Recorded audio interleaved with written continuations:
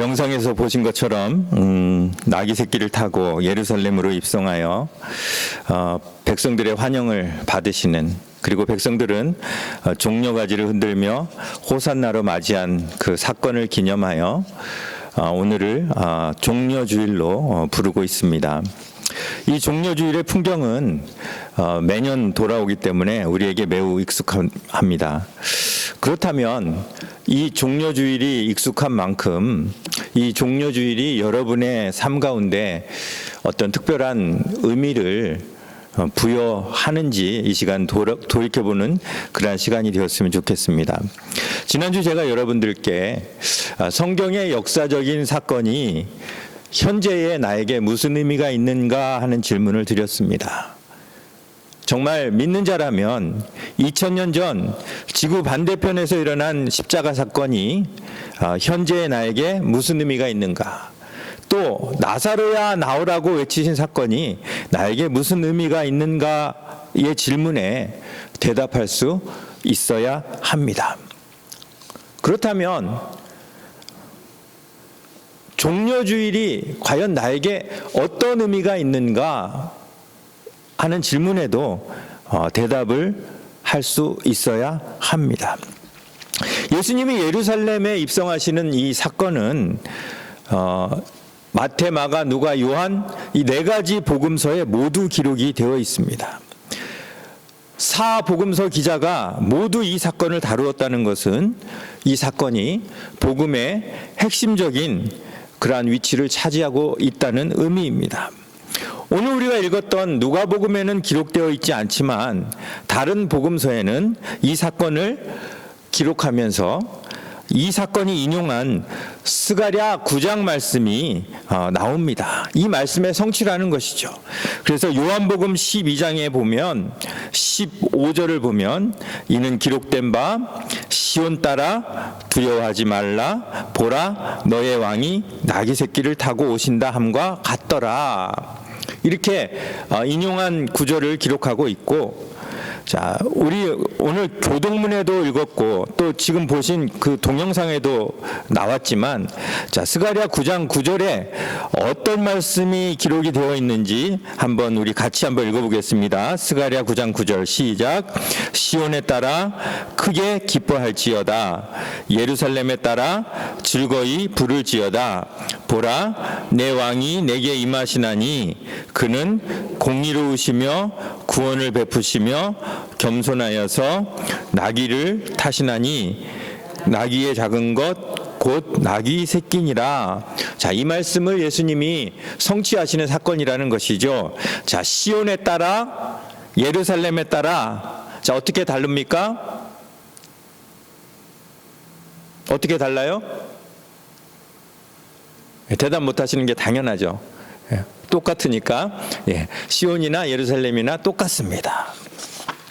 자, 마태복음 21장에서도 역시 똑같은 구절을 이 스가랴 9장을 인용을 합니다. 그래서 이는 선지자를 통하여 하신 말씀을 이루려 하심이라 일렀으되 시온 딸에게 이르기를 내 왕이 내게 임하나니 그는 겸손하여 나귀 곧 멍에 매는 짐승의 새끼를 탔도다 하라 하였느니라. 이렇게 기록이 되어 있다는 것이죠.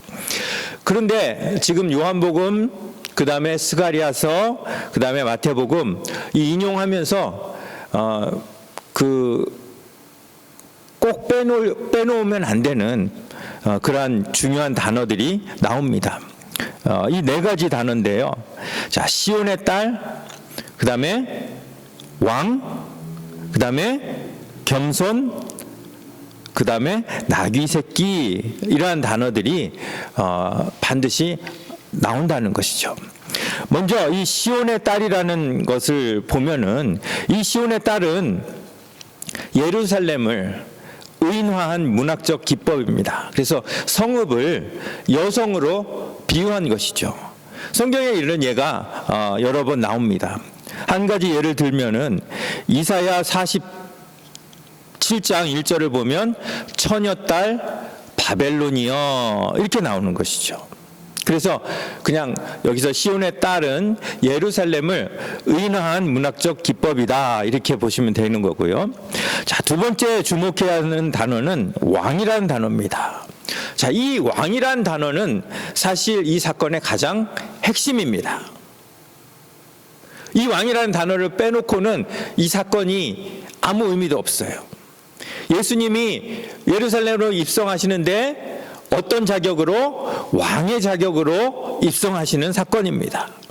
자, 왕은 나라의 상징입니다. 나라, 그렇죠? 그래서 오늘 이 사건은 나라가 임하시옵고라는 그 기도의 근간이 되는 사건이에요.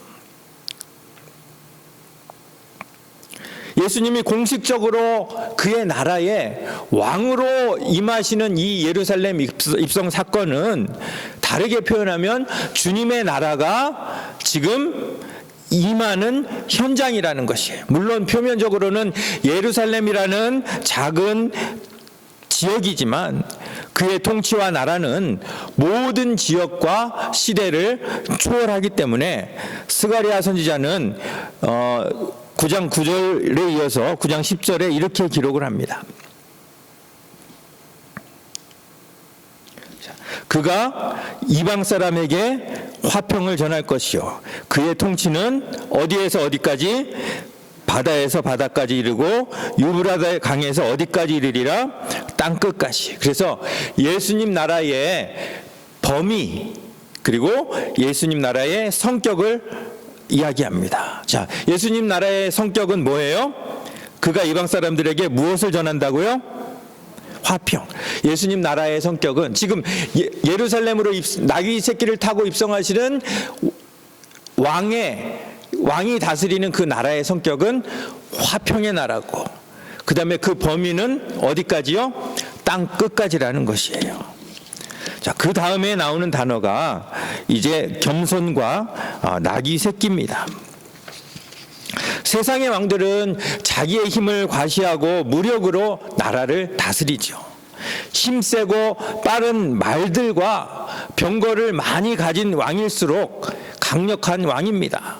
그런데 예수님은 일반 왕들의 통치와는 다르다는 것이죠. 그래서 스가랴서 9장 10절 전반절을 보면은 이렇게 나와요. 내가 에브라임의 병거와 예루살렘의 말을 끊겠고 전쟁하는 활도 끊으리니 그가 이방 사람들에게 화평을 전할 것이요. 그래서 이 화평과 반대되는 단어가 뭐예요? 병거, 말, 활. 이 모든 것을 끊어버리고 나는 예루살렘의 왕으로서 화평으로 통치할 것이다 라고 지금 말씀하고 계시는 것이에요. 자, 예수님이 이방 사람들에게 화평을 전하는 반면에 세상 왕들은 이방 사람들에게 무엇을 전합니까? 자, 이방 사람들을 정복해 나가면서 무엇을 전합니까? 화평 대신에 공포를 전합니다. 힘을 길러서 많은 나라를 정복하면 정복할수록 훌륭한 왕으로 간주됩니다. 자기 백성들에게는 평화스럽게 느껴질지 모르지만 정복당한 다른 백성들에게는 화평이 아니라 공포의 대상이 되는 것입니다. 하지만 예수님은 그의 통치가 이 예루살렘뿐 아니라 이방 나라와 땅 끝까지 이를지라도 결코 무력과 공포가 아닌 화평의 통치를 하시는 왕이시라는 것입니다. 이미 병거와 말과 활을 끊으셨기 때문에 예수님 나라에서는 그 어떤 무력도 허용되지 않는다는 것입니다. 결국 우리가 주님의 나라가 임하시옵고라는 그 기도를 하는 것은 결국 무엇이 우리 가운데 임하시옵고예요? 화평이 주님의 나라가 임하시옵고 하는 것은 화평이 우리 가운데 임하시옵고라고 하는 기도예요. 힘의 나라가 아니라 병거의 나라가 아니라 경쟁의 나라가 아니라 화평의 나라가 우리 가운데 임하여 주시옵소서라고 하는 기도가 바로 주기도라는 것이에요. 그러므로 우리가 주기도를 하면서 반드시 스스로 확인해야 하는 것이 있습니다. 뭐예요? 내 안에 화평을 사모하는 마음이 있는가? 마음속으로는 누구를 미워하고 누구를 시기하고 마음속으로는 내 힘을 과시하고 내 힘으로 해결하려고 하면서 나라가 임하시옵고라는 기도를 드릴 수 없다는 것입니다. 말과 병거와 화를 끊어버리는 것은 무엇입니까? 그냥 평상시에는 끊어도 전혀 관계없습니다. 그런데 이것은 전쟁 중에 끊어버리는 거예요. 전쟁 중에 내가 가진 말을 끊어버리고 병거를 끊어버리고 화를 끊어버리면 전쟁을 어떻게 치르라는 겁니까? 총을 놓아버리라는 이야기예요. 나를 때리는 자를 향해서 나도 주먹을 겨누는 것이 아니라 다른 쪽까지 돌려대어야 나귀 타고 입성하시는 그 예수님의 백성이 된다는 것이에요. 여러분들 혹시 이 창끝이라는 영화를 보셨어요? 안 보셨어요? 네. 언제 한번 우리 같이 이 영화를 봤으면 좋겠어요. 이 짐 엘리엇이라는 선교사가 남미의 원주민 선교를 갔다가 그들의 공격을 받습니다. 창을 들고 이 제목이 창끝이에요. 창끝. End of the spear. 창끝이에요. 창을 들고 위협을 가해오는 그 원주민들을 보면서 그 창끝을 보면서 선교사가 지금 내가 타고 온 비행기 안에 총이 있지. 총을 들 것인가 말 것인가 막 갈등을 합니다. 그러다가 어떻게 결국은 총을 내려놓고 결국 그들의 창끝에 찔려 죽습니다.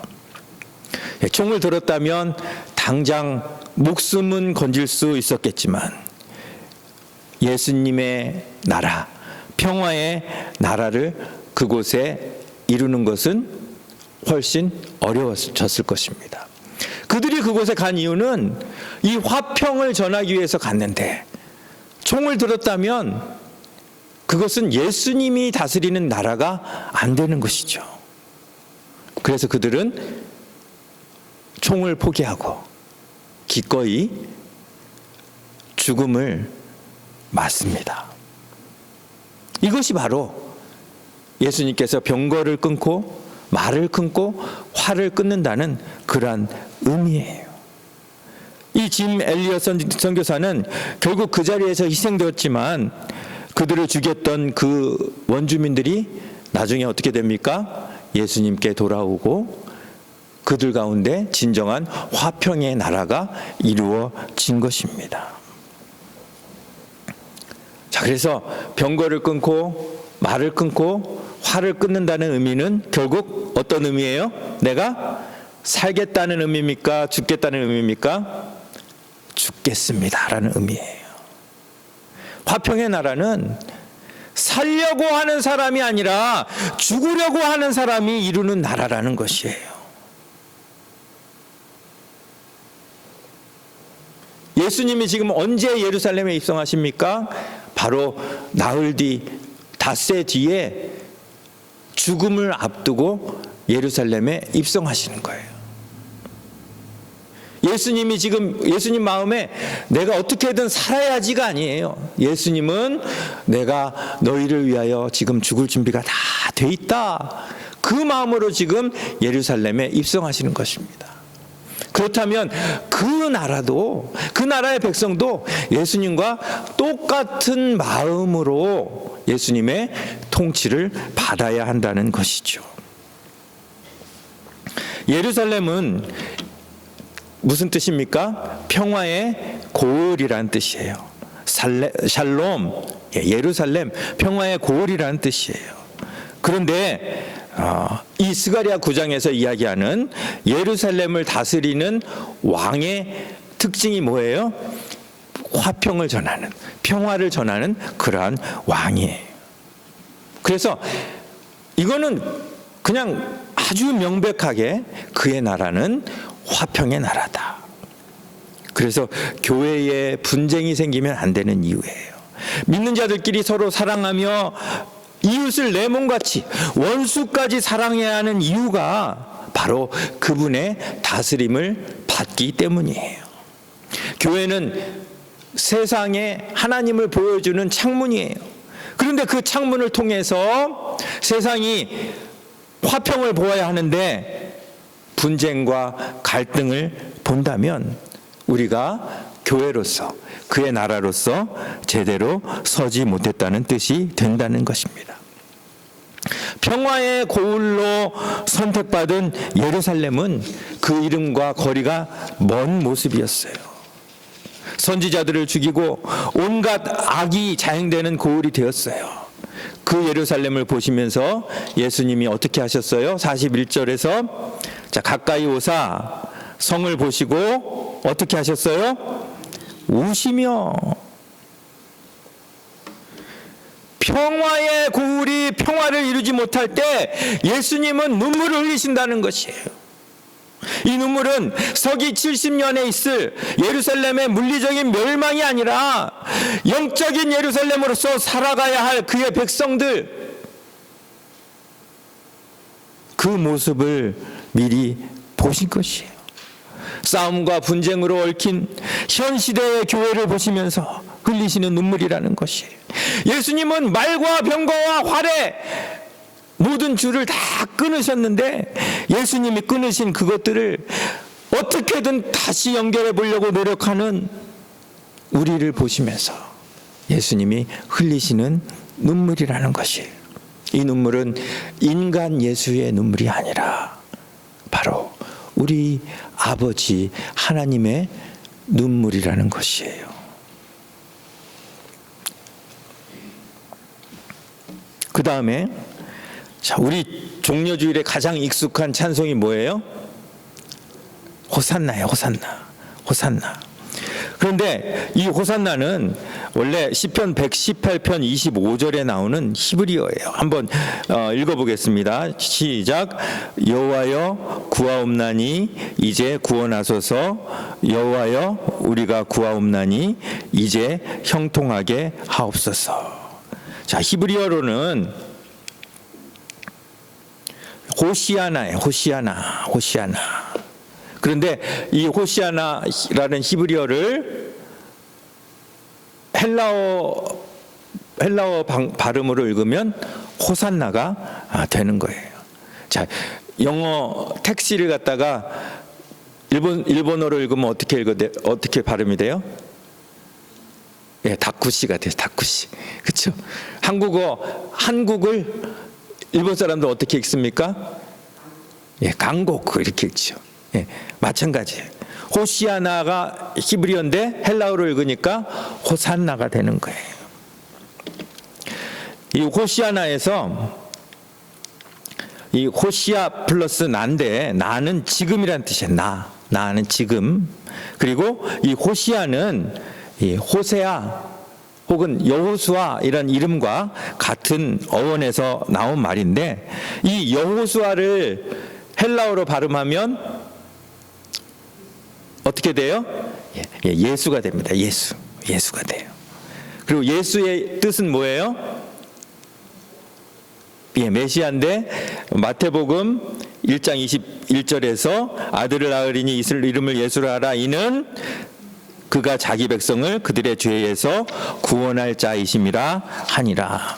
그래서 이 호시아는 구원해 주소서라는 뜻이고 나는 지금, 그렇죠? 그럼 이걸 합치면 호산나는 무슨 뜻이에요?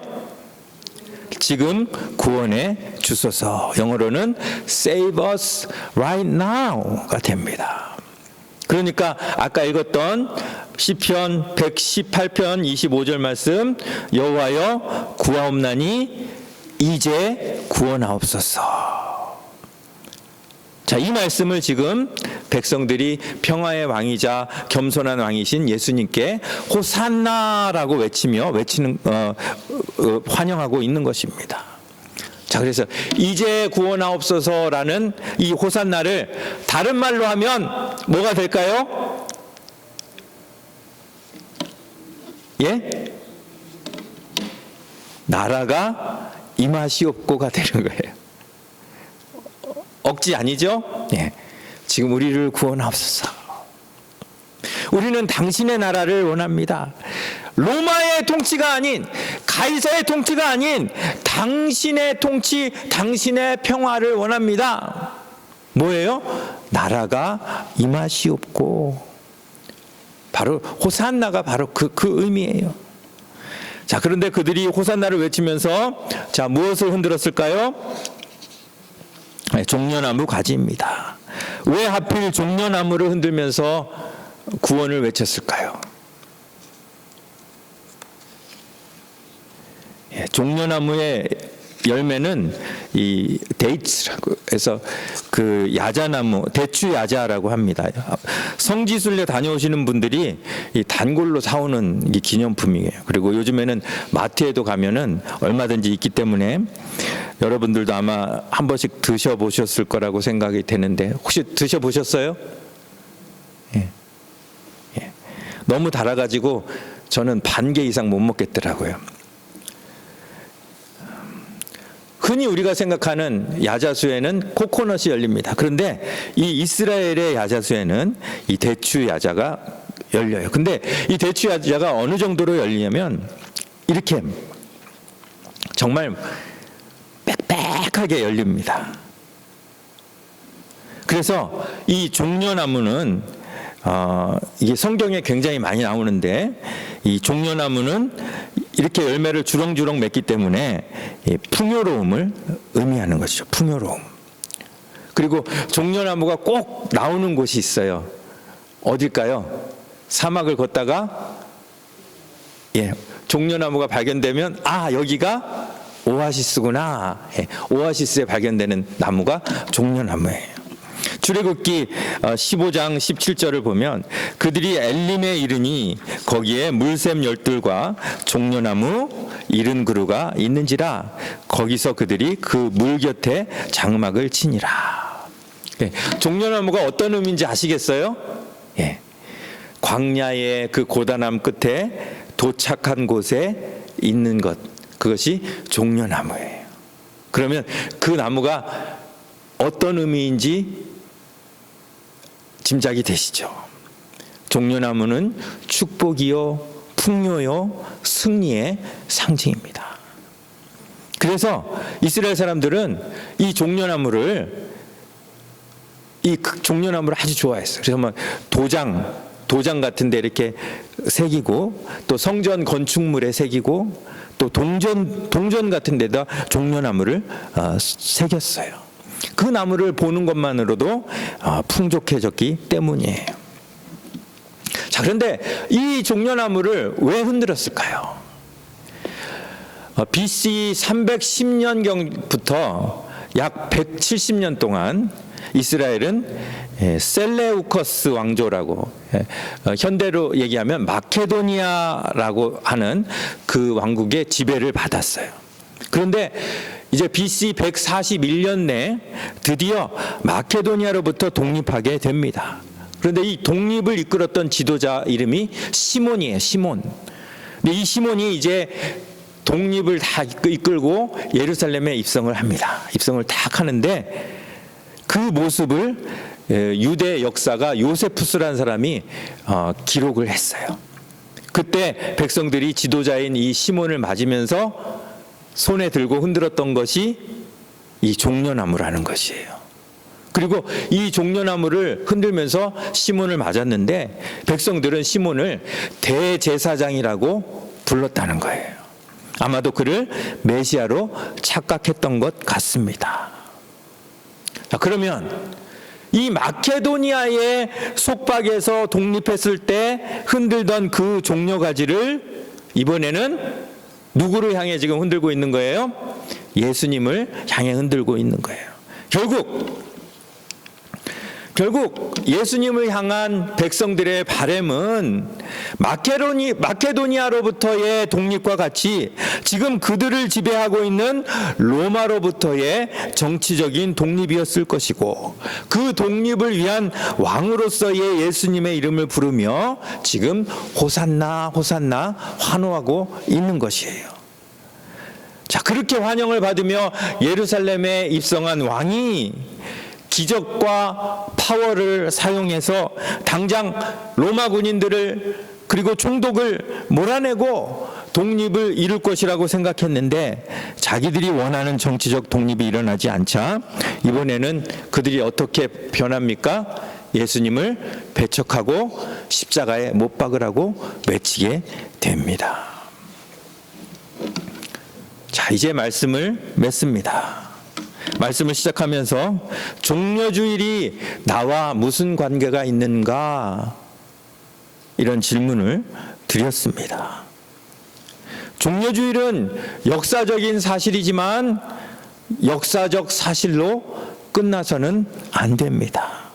나귀 새끼를 타고 오셔서 겸손한 왕, 평화의 왕으로 오신 예수님을 나는 진정 왕으로 모셨는가를 종려주일을 맞을 때마다 생각해 보아야 합니다. 예수님의 통치가 내 안에 이루어지고 있다면 종려주일은 나에게 매우 중요한 날이 될 것이지만, 예수님의 통치를 온전히 경험하지 못한다면 종려주일은 나와는 관계없는 하나의 역사적 사건으로 끝나고 말 것이기 때문입니다. 자, 이제 여러분들께 다시 한번 묻습니다.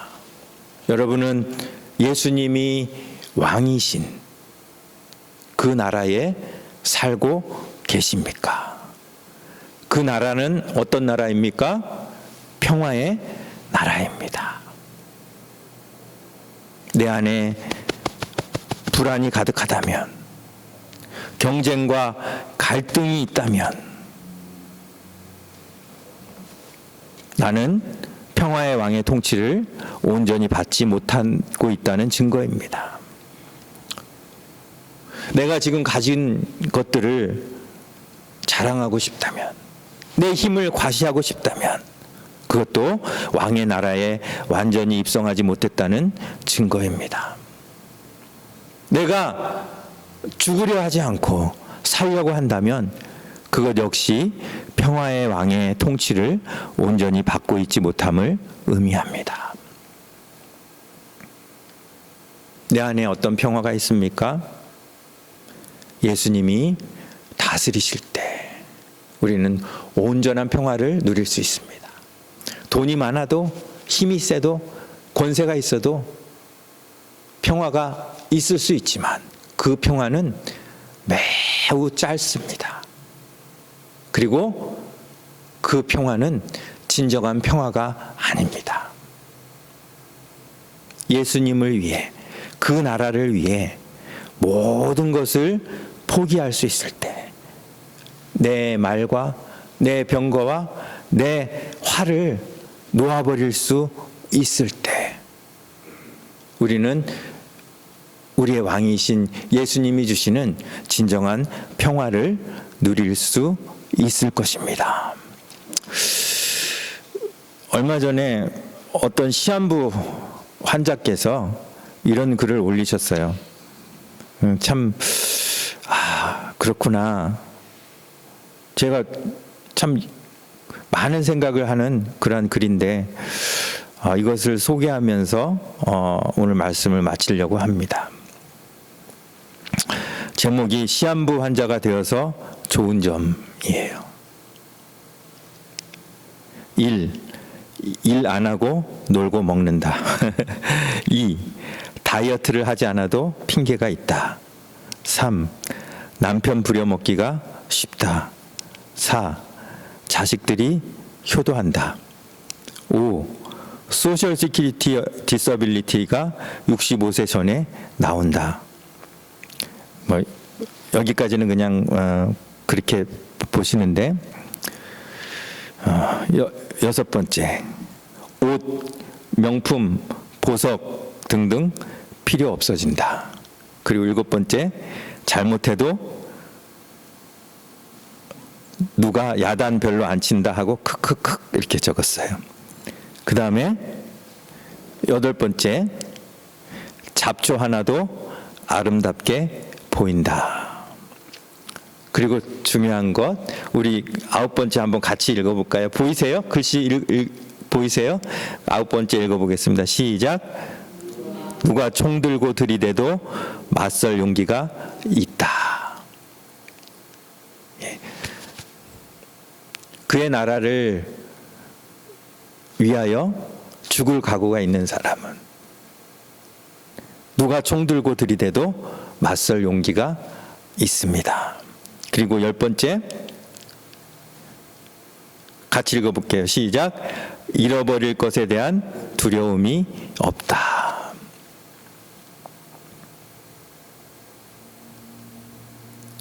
이것이 사실은 진정한 평화이며 병거와 말과 활을 그의 나라를 위하여 온전히 끄는 그러한 모습입니다. 이 평화를 이 종려 주일에 하나님께서 저희에게 주시고 또 이 평화를 온전히 누리시는 저와 여러분들 되시기를 바랍니다. 기도하겠습니다.